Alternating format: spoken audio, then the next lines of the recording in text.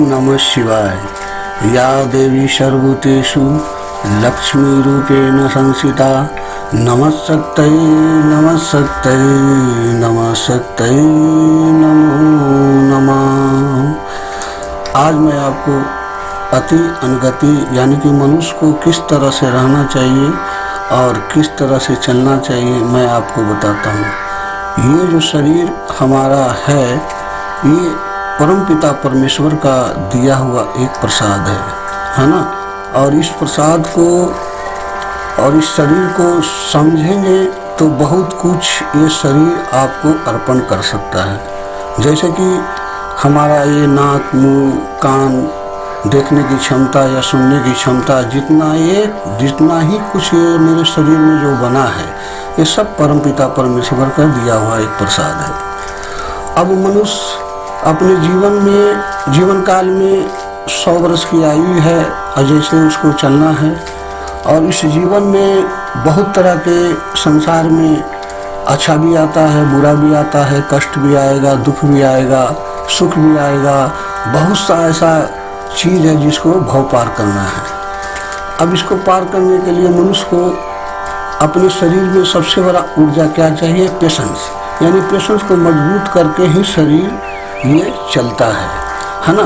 तो जैसे कि टेंशन करेंगे तो टेंशन से बहुत शारीरिक हानि है, बहुत कुछ बीमारी हो सकता है, मानसिक टेंशन हो सकता है, उससे आपकी आयु या उम्र में भी गड़बड़ी हो सकता है। बहुत सी ऐसी बात है जो शारीरिक हानि हो सकता है। इसलिए मनुष्य को जीवन में चाहिए कि भगवान के दिया हुआ हर चीज़ को कबूल करे और उसे एक प्रसाद समझकर अमल करे।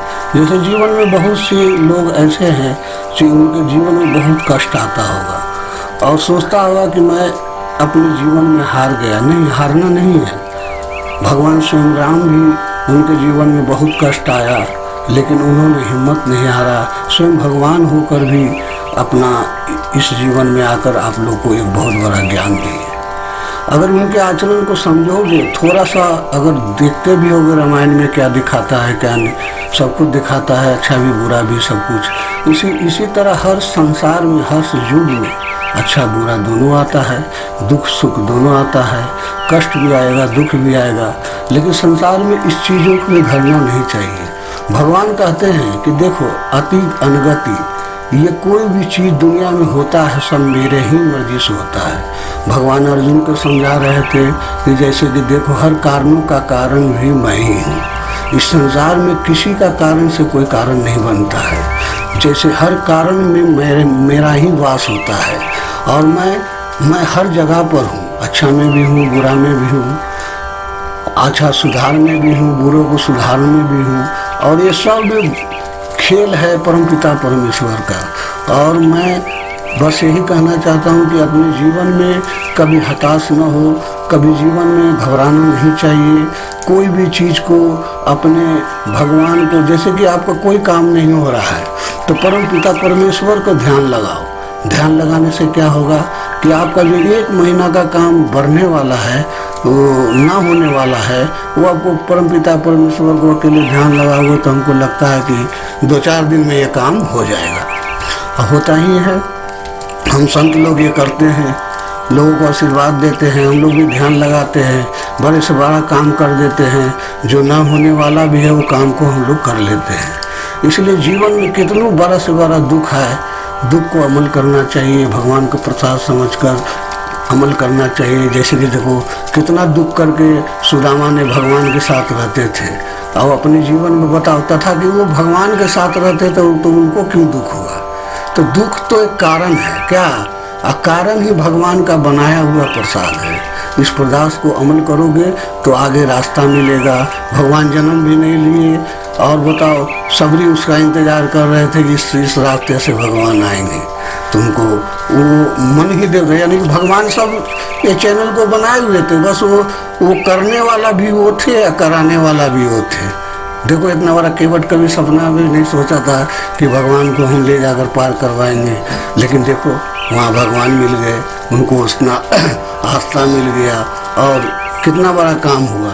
जो भगवान सोचा भी नहीं था वो केवट कि कभी हमको परमात्मा से दर्शन होगा, उनको दर्शन हो गया। इसी तरह मन को धीरज रखो, मन को पेशेंस की मजबूत रखो। पेशेंस को मजबूत रखोगे तो हर काम तुम्हारा पूरा करेगा। परम पिता परमेश्वर किसी को भूखे उठाते हैं लेकिन भूखे सुलाते नहीं हैं।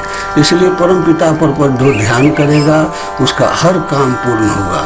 इसीलिए मैं कहता हूँ कि इस दुनिया में अगर चलना है तो कोई भी चीज़, कोई भी वस्तु, कोई भी ख्वाब, कोई भी ऐसा वस्तु नहीं है जिसके लिए आप दुख में आए।